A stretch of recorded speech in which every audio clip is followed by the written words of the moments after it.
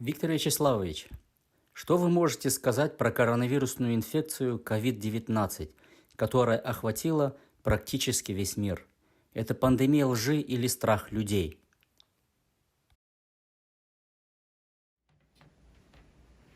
Здравствуйте, спасибо за вопрос.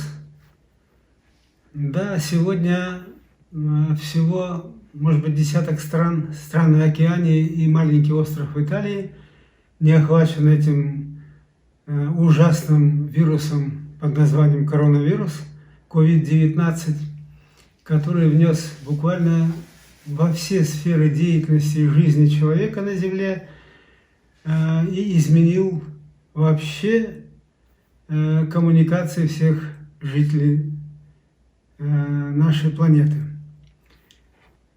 Грозный вирус, мы все знаем, как он зародился в конце 2019 года.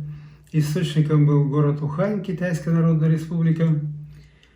И даже в вопросах, которые сейчас мне задают на моем канале, люди интересуются, скажите свое мнение, как все-таки этот вирус, он искусственное происхождение или это какой-то новый старый коронавирус, мутирующий, привел к такой ситуации. Да, я очень много читал по отношению к этому вопросу, и сейчас вынашивается такая идея, что в городе Ухань, там действует лаборатория по производству, можно сказать, биологического оружия. И там работали ученые Соединенных Штатов Америки и Китайской Народной Республики в городе Ухань. И я даже читал сообщение в Госдепартамент ученого из Америки о том, что там сегодня ситуация, сложившаяся в этой лаборатории, не является безопасной. Вполне возможно, что утечка могла произойти именно оттуда. Но я думаю, что вот то направление, которое сегодня взяло мировое сообщество по конкретному расследованию этого случая, выявление виновных, привлечение их к ответственности, оставим это на совести этих специалистов, которые конкретно разберутся и доложат мировому сообществу, всему человечеству, кто же все-таки в этой ситуации прав. Но я хочу сказать, что возможна такая утечка, поскольку мы в Алма-Ате сталкивались с подобным случаем. Когда была холодная война, в Алма-Ате действовал противочумный институт, и он сегодня остается в Алма-Ате и работает. Правда, там изменился собственный хозяин.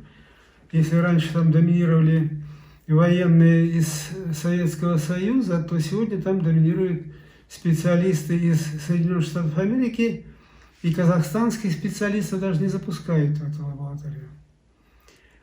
Так вот, когда в советское время, в период холодной войны, разрабатывалось бактериологическое оружие, и на этот противочумный институт, сегодня я уже могу сказать, что было дано поручение разработать сибирскую язву, и в этом плане опыты шли на белых крысах, и произошла утечка этого живого материала, белая крыса выскочила за пределы этого противочумного института, и вот та мощная советская система, она позволила очень быстро поймать ее, поскольку она была белого цвета, это тоже характерно, и предотвратить заболевание сибирской язвы, что являлось бы, конечно, очаговым местным очень серьезным заболеванием. И вот я думаю, что вот эта политика Нурсултана Назарбаева, продолжать там опыты по разработке бактериологического оружия, кто знает, может быть, новичок готовит, там же в этой лаборатории сегодня в Алма-Ате. И мое личное твердое мнение, что в городе Алма-Ате такая лаборатория работать не может. Ее нужно закрыть и прекратить все эти действия. С учетом того, что Всемирная организация здравоохранения дала свои рекомендации по всем странам, и единственный, кто очень резко и негативно отозвался по этим рекомендациям, это был бывший экс-президент Соединенных Штатов Америки Дональд Трамп. Он обвинил Всемирную организацию здравоохранения в сговоре с людьми, которые вырабатывают вакцины и так далее. И практически никаких рекомендаций по линии ВОЗа в Соединенных Штатах Америки не предпринималось. Мы видим сегодня, что 25 миллионов американцев инфицированы этим вирусом. И, как сказал Байден в своей первой речи после инаугурации, что вот этот коронавирус, COVID-19, унес больше жизни гражданских людей, чем потеряли военные во Второй мировой войне военные Соединенных Штатов Америки. Это впечатляет слова, сказанные Байденом. Ну, я хотел бы, поскольку мы живем в Швейцарии, отметить, как же швейцарские власти с первого дня начали бороться с распространением коронавируса и предотвращением заражения граждан Швейцарии и гостей, приезжающих в эту замечательную страну. Если в начале в Швейцарии уровень зараженности находился, ну, я бы сказал, на самом низком уровне в Европе, ниже были только Италия, так как она пошла своим путем, и Швеция, которая тоже избрала свой путь, несколько отличный от рекомендаций ВОЗ, а Швейцария тоже пошла своим путем, но ввела всякие ограничения, магазины были закрыты, ношение масок было в местах, где невозможно соблюдать санитарное расстояние, обязательно ношение масок. И закрыты были увеселительные заведения, рестораны, дискотеки, зоопарки и другие места, где было массовое скопление людей. Все это было закрыто. И учитывая то, что уровень зараженности или зараженности граждан был на достаточно низком уровне, перед Новым годом было сделано послабление по части этих мер, которые были приняты правительством Швейцарии по распространению коронавируса. И в декабре месяце происходит довольно-таки существенный всплеск, и моментально правительство Швейцарии отреагировало на эти факторы, показывающие увеличение численности зараженных граждан Швейцарии. Было принято соответствующее постановление. 30 декабря выступил президент. Знаете, что в Швейцарии президенты меняются каждый год. И вот новый президент, который по совместительству является министром финансов правительства Швейцарии, выступил и сказал, что здоровье человека для швейцарского правительства – это есть прежде всего. И, естественно, Швейцария ввела соответствующие очень мощные ограничения. Ну, достаточно сказать, что с 18 января по решению Федерального совета, это по нашему пониманию, это Кабинет министров Швейцарии, практически закрыты все рестораны, все кинотеатры, все спортивные залы, все стадионы, все заведения, и только может быть скопление людей, и закрыто до марта месяца. И что характерно, Федеральный совет принял решение ввести в этот раз единые по всей стране правила. До этого каждый кантон имел право сделать послабление, если вдруг улучшалась ситуация по эпидокружению именно по коронавирусу, то местные кантональные власти могли сделать послабление, и мы все эти, кто живет в Швейцарии, этим пользовались. Положим, кантон Женев жестко вводил все ограничения, а кантон Во, рядом находящиеся магазины работали, и был такой шопинг, туры из Женевы ездили туда за товарами, и, естественно, шла такая миграция туристов и шопинг туристов, и, естественно, увеличилось число зараженных людей. В этот раз федеральное правительство жестко указало всем находиться в единых правилах, и сегодня вся Швейцария в этом плане остановлена. Все магазины, все закрыто, действует только столовое производство на предприятиях, действуют киоски, заправки, магазины по продаже продовольственных товаров первой необходимости. И, естественно, правительство пошло на уступку. Те киоски, которые работали на заправках, им разрешили функционировать до 19 часов на воскресенье. Для всех в Швейцарии это выходной день, ничего не работает. И все строго очень выполняют. Что характерно, я хотел бы отметить дисциплину швейцарцев. Ну просто, если сказали все в масках ходить, сегодня все ходят в масках. Держать расстояние такое, как правильно выразиться, необходимо для того, чтобы люди могли заразиться коронавирусом. Люди даже друг другу подсказывают. Извините, пардон, вы должны находиться вот там. В лифте, пардон, только 3 человека могут ехать, вы должны подождать следующий лифт. То есть вот эта дисциплинированность швейцарцев, оно не является слепой верой, положим, тому же федеральному правительству или кантональному правительству, потому что были в середине 2020 года демонстрации, всплески, значит, элементов демократии, до каких пор вы будете нас держать в таких условиях. В этот раз тишина, все выполняют то, что положено выполнять, поскольку все поняли, что возможен всплеск заражения этим коронавирусом в Швейцарии более интенсивный. Правительство приняло решение допустить на рынок 2 вакцины Pfizer и Монтаза. 2 вакцины, которые могут быть применены в Швейцарии, и вакцинация уже началась 23 декабря. 90-летняя женщина, находящаяся в доме престарелых, получила первую вакцину.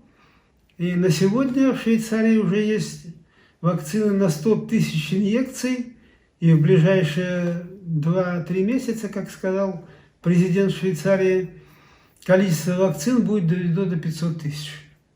И что характерно, швейцарцы говорят, в группе риска находятся все престарелые граждане в возрасте с 75 лет и выше, а мы знаем, что люди живут здесь более 80 лет в среднем. И первых, кого будут вакцинировать, это именно эту категорию людей. Ни врачей, ни младший обслуживающий персонал медицинский, а вот именно группа риска этих людей провакцинируют, после этого будут врачи и лица, оказывая медицинскую помощь населению. Но, что характерно, здесь нет принудительной вакцинации. Вакцинация, да, разрешена, вакцина к применению определена, 2 вакцины будут действовать, а вакцинацию, пожалуйста, хочешь, иди прививайся, хочешь, не прививайся, это уже дело каждого гражданина Швейцарии. Очень по-умному, я бы сказал, подошли власти Швейцарии в части разрешения обучения в школах, в начальных школах. Поскольку детишки должны развиваться в коллективе, в обществе, и правительство, проведя полулокдаун, убедилось в том, что смогли обуздать дальнейшее заражение в школах, и в этот раз не стали запрещать школьникам, но оставили для себя окошечко, если вдруг появятся всплески, то в любой момент они могут увести на дистанционное обучение и школьников.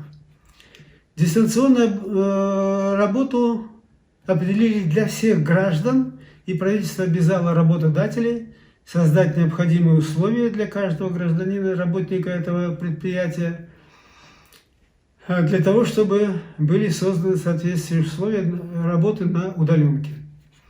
Ношение масок обязательно в предприятиях, где находится более 1 человека. Если 2 работают в кабинете, обязательно должны быть в маске. Вместе с тем оставили право не одевать маски лицам, которые противопоказано быть в масках со стороны медицинского контроля.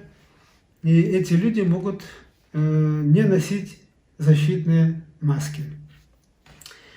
Правительство увеличило на 1,5 миллиарда швейцарских франков, подчеркиваю, 1,5 миллиарда швейцарских франков для компенсации тем предприятиям и бизнесу, которые в связи с выполнением своих обязательств по отношению к государству и населению Швейцарии компенсировать могли те убытки, которые понесут эти предприятия и бизнес.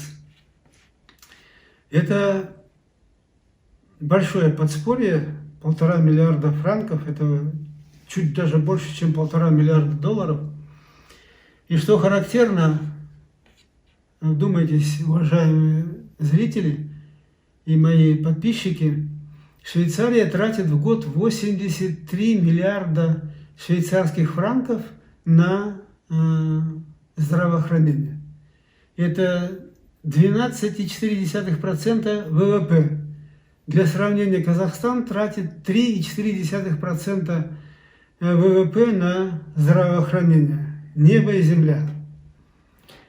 И вот эти все моменты, которые президент и правительство Швейцарии довели до всех швейцарцев, показывают, что сегодня тесты, которые элементарно просто любой гражданин пошел на пункт, сдал свой тест, получает в течение нескольких часов результаты этого теста. Люди пошли проводить тесты, и эти тесты показывают, что есть конкретное снижение за неделю от предыдущей нашей встречи с вами. Количество зараженных убавилось на минус 23%. То есть жесткая дисциплина, жесткие требования правительства, введение всех правил, соблюдение всех правил, ответственность граждан перед обществом, перед государством, каждого гражданина, причем ответственность. Это все позволяет этому государству уверенно чувствовать себя и показать всем жителям, что швейцарцам, в общем-то, по плечу справиться с этим зловредным коронавирусом, который сегодня напугал весь мир. Очень важно отметить, так как государство, правительство этого государства сделало все для защиты своих граждан от проникновения коронавируса на территорию Швейцарской конфедерации, которое создало все необходимые условия и создало такую высочайшего уровня медицинское обслуживание населения. У меня перед глазами стоит картина, когда власти Казахстана заколачивают входную дверь квартиры людей, которые заболели коронавирусом. И противоположность этому мощный фейерверк, который проводит Нурсултан Назарбаев в честь своего дня рождения в разгар эпидемии, когда многие люди страдают, переживают за уход ближних. И вот это все вызывает у населения, у общества протестное настроение. Но я уверен, и думаю, что вы тоже уверены, уважаемые мои земляки, в том, что придет в конце концов к власти умная, разумная власть, и все эти пиры во время чумы прекратятся, и власть будет думать о каждом граждане своей страны.